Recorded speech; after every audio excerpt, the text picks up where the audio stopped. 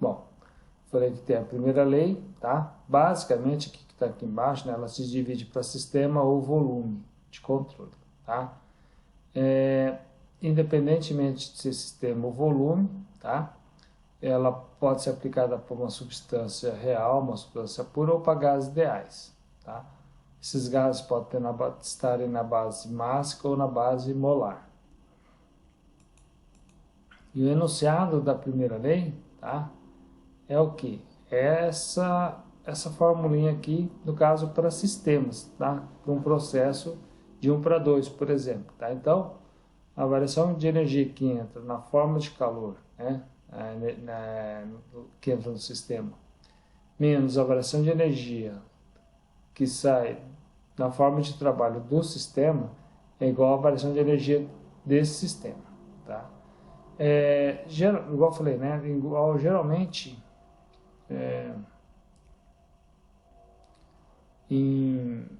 na física, às vezes não se aborda a transferência de calor, né? Só essa variação de energia trabalha igual a variação de energia, geralmente, tá? Que é o mais comum. Trabalho termodinâmica, a gente viu que é integral de PDV, tá? Que vem de força, integral de força vezes deslocamento. A nossa convenção para sistema, o trabalho que sai do sistema é positivo e o que entra é negativo. Aqui eu mostrei o gráfico, né, da pressão em função do volume. Essa área aqui é a área relativa ao trabalho, ok? E aí eu expliquei o trabalho, os principais processos, tá? O politrópico, tá? Pressão vezes o V elevado a 1 NP é uma constante. Quando a gente usa joga o valor dessa fórmula da pressão na integral e faz a integral, cai nessa fórmula aqui. Para o processo isobárico, pressão constante, trabalha a pressão vezes a variação do volume. Para o processo isotérmico, pressão vezes volume é uma constante, tá? Então, também é igual a nRT, tá? Se for no caso de gases ideais.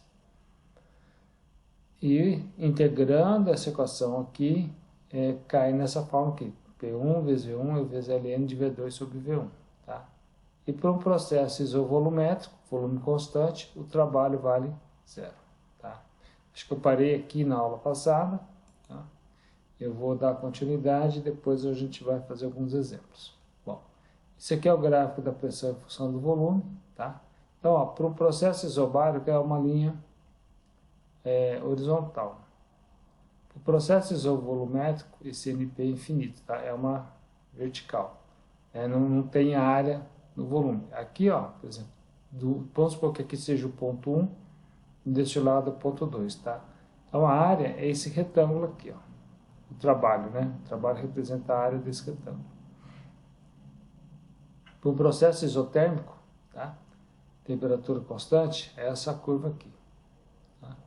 O processo politrópico, NP maior, geralmente NP maior que 1, tá?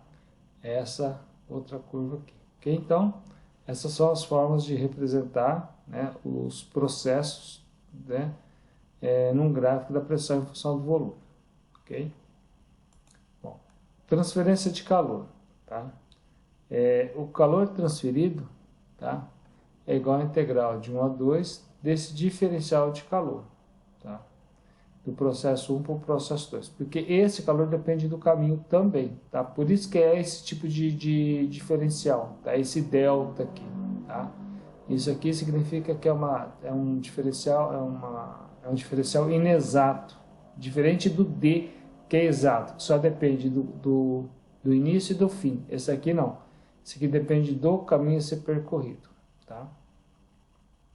A gente vai ver depois, mais para frente, quando nós entrarmos na segunda lei, a gente vai ver como que se calcula esse calor aqui, para uma determinada situação.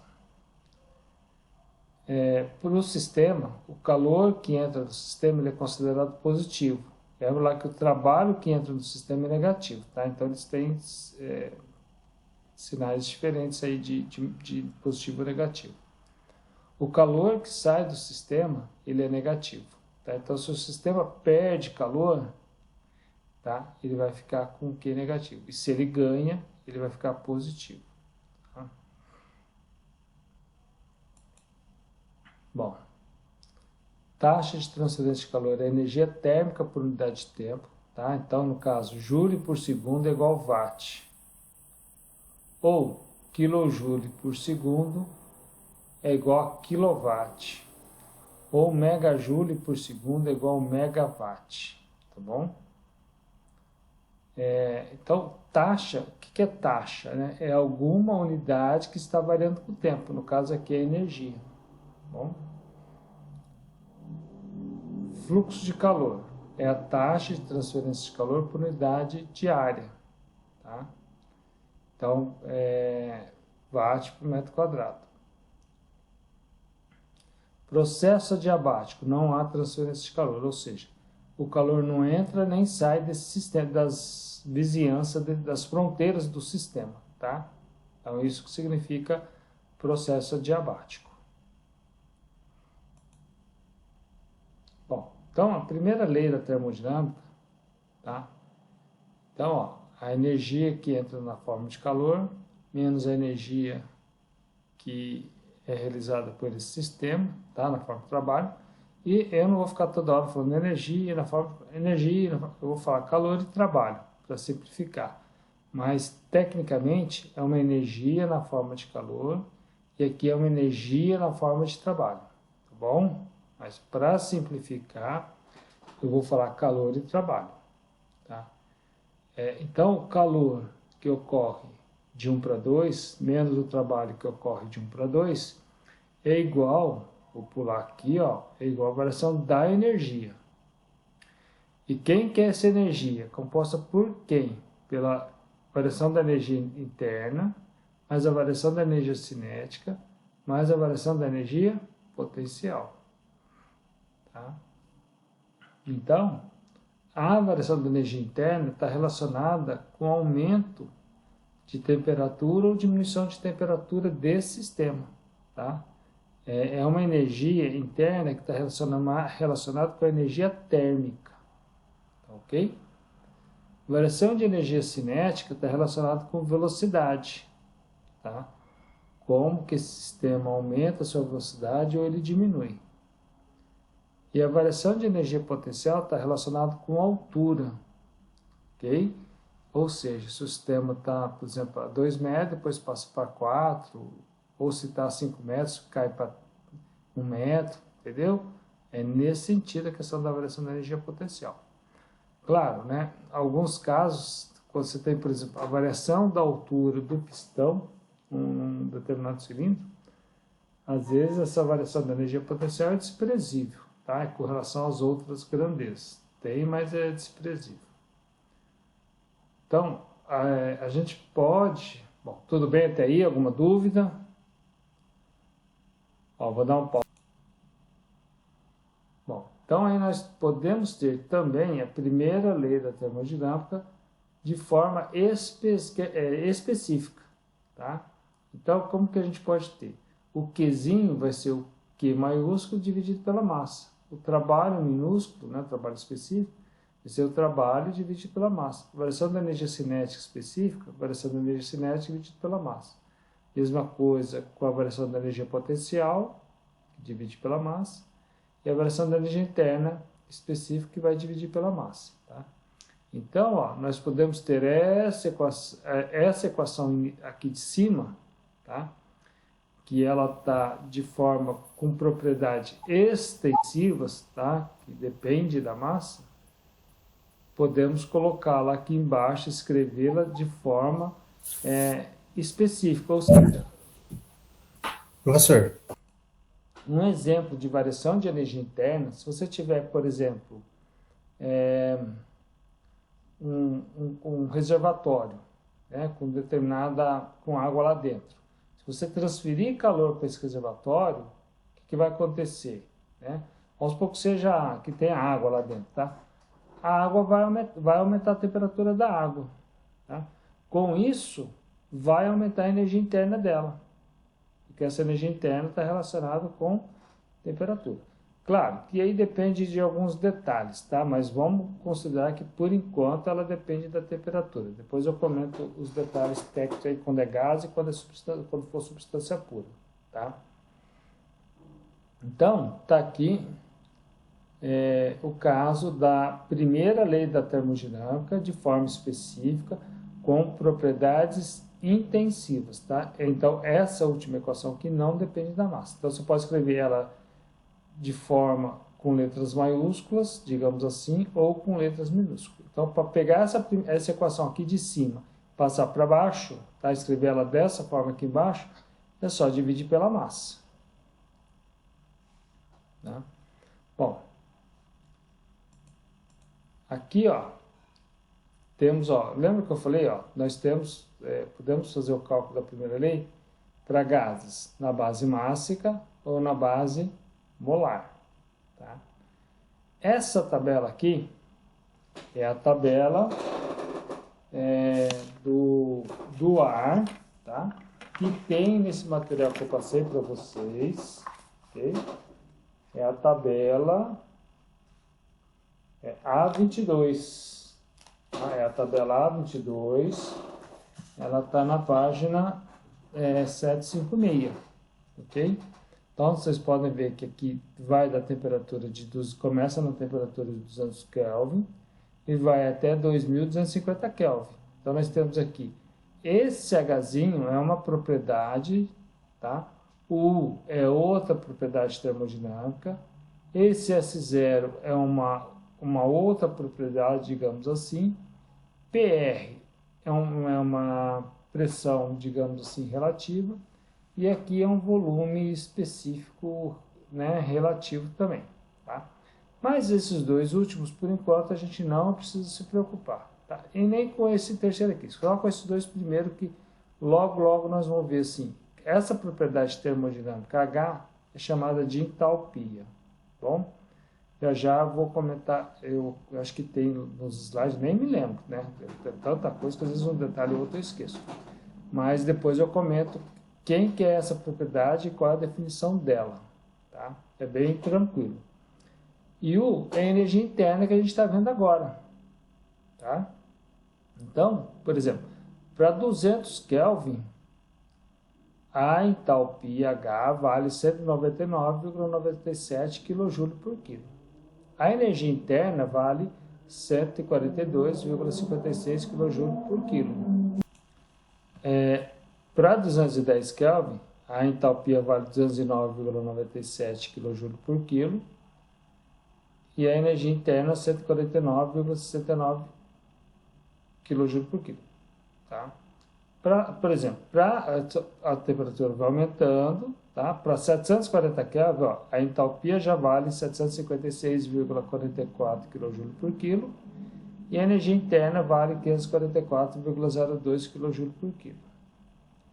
E o último valor da tabela, que é 2.250 Kelvin, a entalpia vale 2.566,4 kJ por quilo e a energia interna vale 1.921,3 kJ por quilo. Tá?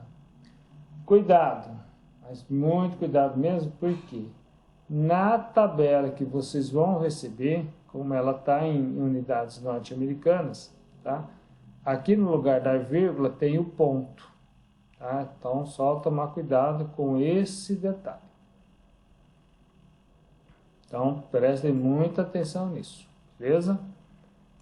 Ó, depois eu termino de comentar. Agora, ó, às vezes, igual eu falei, né? Outros autores, às vezes, o dióxido de carbono e o nitrogênio, as propriedades estão na base mássica, mas para esse autor, o Shapiro, tá? As propriedades estão na base molar, ok? Mas como que faz de base mássica, base molar? Como é que faz isso, né? Calma que já a gente vai ver bem tranquilo.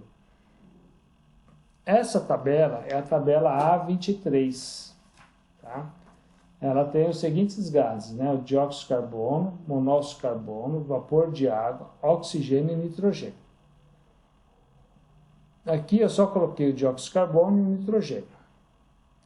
E as propriedades vão do 0 Kelvin, tá? Tem lá o valor 0, Depois o próximo valor é o 220 Kelvin, 230 e vai até 3.250 Kelvin. Bom, no zero, vale tudo zero. Percebe que tem uma barra em cima, tá? Das propriedades, tá? Tem um traço. Então, significa que esse H barra não é mais quilojúlio por quilo, é quilojúlio por quilomol. O barra, quilojúlio por quilomol. Bom? Então, para 220 Kelvin, a entalpia do dióxido de carbono vale 6.601 kJ por quilomol. Perceba que eu não coloquei ponto, não coloquei nada, tá? Na tabela de vocês, está 6,601 a tabela do Shapiro. Eu não tive tempo de transcrever esses valores ainda. É muita coisa, tá? Então, ó, anotem bem isso, grifem, tá?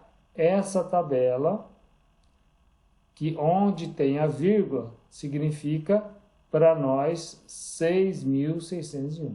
Lá vai estar 6,601, tá? Cuidado, muito cuidado para vocês não errarem isso, tá? Faça uma anotação em algum lugar para vocês não confundirem.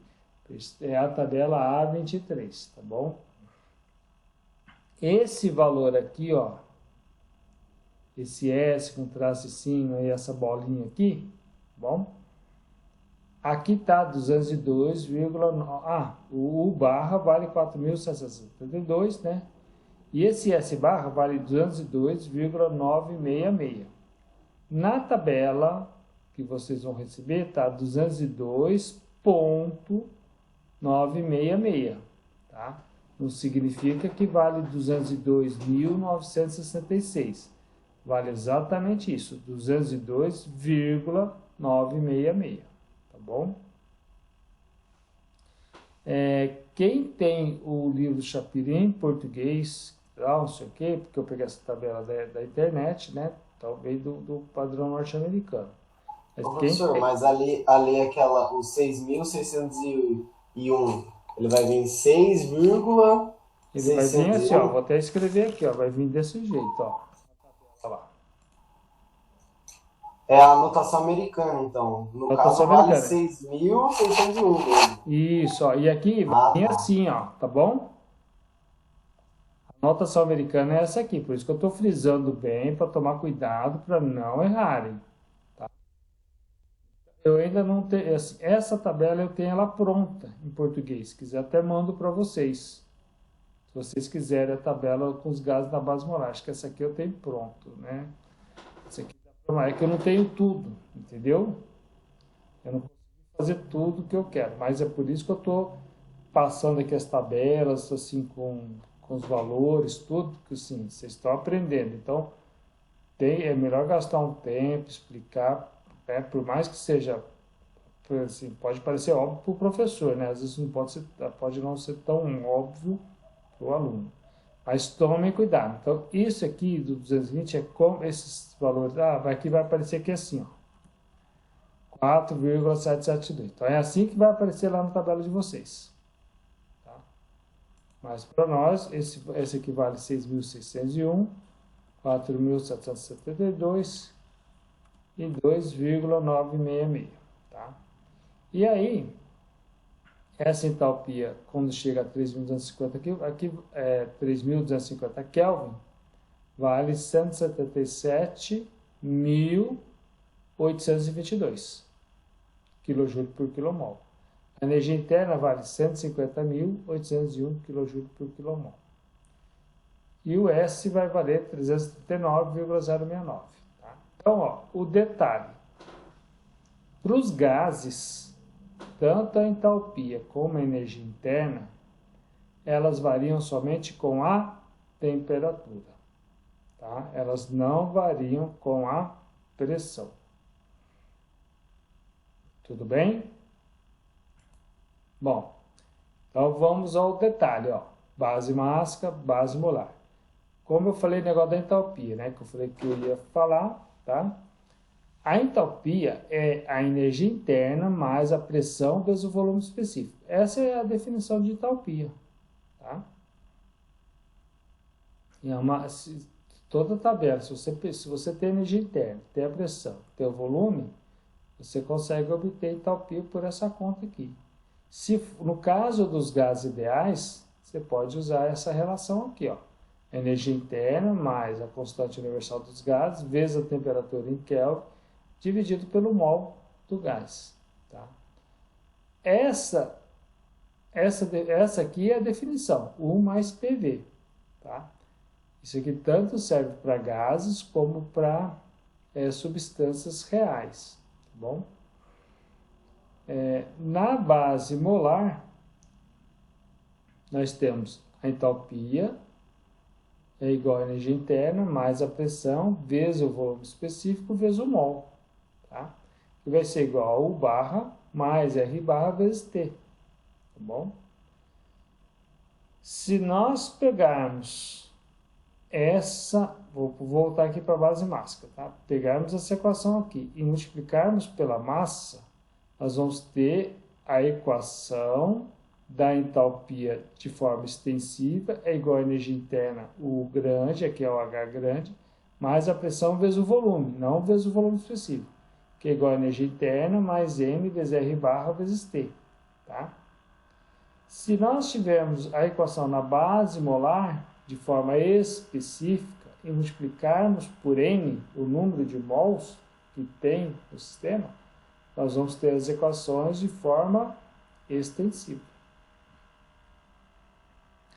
Para passar da base molar para a base mássica, é só pegarmos as propriedades que estão na base molar e dividirmos pelo mol. E aí nós vamos ter as propriedades da base mássica. Ficou claro isso? Vou até dar um... que nós podemos falar, né? De regime, tá? Hoje em dia nós estamos precisando fazer regime porque estamos acima do peso, mas aqui é outro tipo de regime, tá, pessoal? É regime transitório e regime permanente, tá? O regime permanente é aquele que as propriedades não variam com o tempo. Elas podem variar com a posição, mas elas não variam com o tempo. Lógico que no regime transitório as propriedades vão variar com o tempo. Okay? É essa a diferença só. Por isso, hoje tem um pessoal que chama de regime, acho que é transitório, transeunte, acho que é isso mesmo, mas eu não gosto desse termo. Tá? Isso aí vem do inglês e transeunte significava era uma pessoa mórbida, que ficava andando para lá cá, alguma coisa, mas hoje é aceito como transitório, mas eu gosto mais do termo transitório, né? Eu particularmente. Né? Bom, primeira lei da termodinâmica em regime transitório. O que a gente tem que fazer? Pegar aquela equação, tá? Calor menos trabalho igual a variação da energia, que é igual a variação da energia interna, mais a variação da energia cinética, mais a variação da energia potencial, na forma diferencial e dividir pelo ΔT tempo. Percebam que o delta do calor e o delta do trabalho estão na forma de um delta, é o delta, é a letra grega. Tá? Os outros são todos a letra D, que são diferenciais exatas. Essas duas aqui especificamente são inexatas. Bom, primeira lei da termodinâmica, regime transitório, o termo taxa. Tá? Então, ó, quando a gente deriva delta aqui por delta T, nós vamos ter o Q ponto. Tá? Lembram lá, ó, joule por tempo, joule por segundo vai dar watt. Quilojoule por segundo vai dar quilowatt. A mesma coisa é para o trabalho aqui. Trabalho dividido por tempo vai dar joule por segundo, vai dar watt, ou quilojoule por segundo vai dar quilowatt. Esse W ponto é potência. E o Q ponto é taxa de transferência de calor. O Q é uma transferência de calor e o Q ponto é uma taxa de transferência de calor. O W é um trabalho, que é uma energia, e o W ponto é uma potência. Ok? Primeira lei da termodinâmica, taxa em regime permanente. Tá? Então, olha só, quando a gente... aqui, ó, ela está na forma de regime transitório. Então, a gente, só esqueci de comentar um detalhe, né? A equação aqui, a principal, né? Então, a gente substituiu o ΔQ por ΔT por Q ponto, menos o trabalho ponto, é igual a essas derivadas aqui, tá? ΔU sobre ΔT, derivada da energia cinética em relação ao tempo, mais derivada da energia potencial em relação ao tempo é igual a derivada da energia em relação ao tempo. Tá? Então, essa equação é uma equação da primeira lei na forma de taxa. Tá? Se ela estiver em regime permanente, essa derivada é zero, porque isso aqui não vai variar com o tempo. Então, o que nós vamos ter? Q ponto menos W ponto é igual a zero. Essa é a equação quando nós temos alguma coisa na forma de taxa. Eu vou mostrar um exemplo para vocês, tá? Bom, e nós temos um outro detalhe. Lembra que a gente está falando tudo para processo. Agora, para um ciclo... Professor, como assim em forma de taxa? Não entendi. Em forma de quê? Nós falamos, em forma de processo. De taxa ou processo que você não entendeu? Não, de taxa. Ó, isso aqui tudo é na forma de taxa, tá? O que é taxa? É quando alguma coisa varia com o tempo, tá? Beleza? Porque essa equação, vou voltar aqui, ó, Deixa eu voltar aqui só um minutinho, tá bom? Esse aqui é a primeira lei da termodinâmica para um processo do ponto 1 para o ponto 2, por exemplo. Então, você tem como analisar um sistema usando essa equação. Claro, a gente vai ter que fazer exemplo, né, para poder ficar melhor para vocês entenderem. Tá? Então, mas isso aqui não está variando com o tempo. Né? Isso aqui não é uma variação com o tempo. É um processo que ocorre. Tá? Por exemplo, tá? O pistão tinha um volume por exemplo, de 800 centímetros cúbicos, e aí ele é comprimido até 80 centímetros cúbicos. Então, isso é um processo. Bom? Certo, entendi. Aí, se ele expandir de novo, vamos supor, colocou um aquecimento lá, ele volta para 800 centímetros cúbicos. Se alguém chegar lá e forçar de novo o pistão, ele vai voltar a 80 centímetros cúbicos. 80 centímetros cúbicos, Bom? Isso é um processo. Entendi. Vou dar um outro exemplo, tá? Para ficar mais claro aí. Tá? A questão da taxa. Vamos lá para as taxas. Por exemplo, tá? Vamos pegar aqui. Se você tiver uma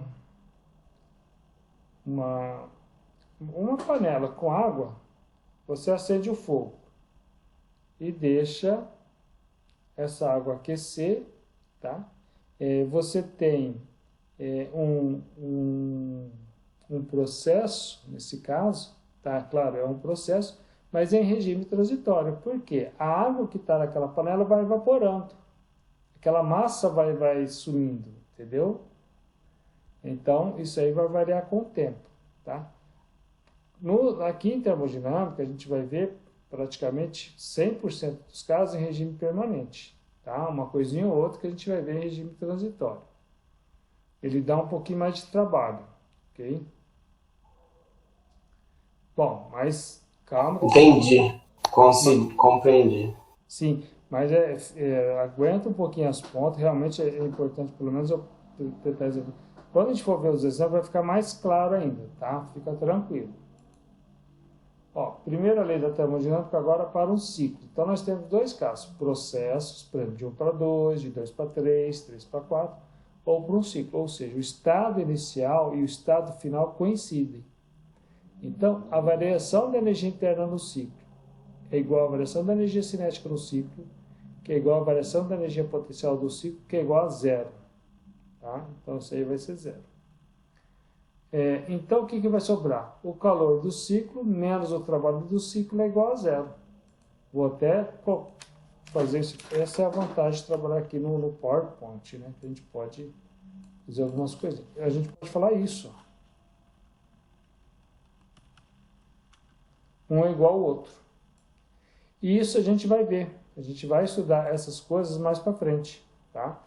Por exemplo, o ciclo que tem nas usinas e tal, né?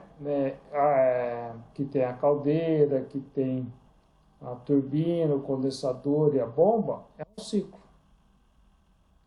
As geladeiras que vocês têm em casa, elas trabalham num ciclo, ok?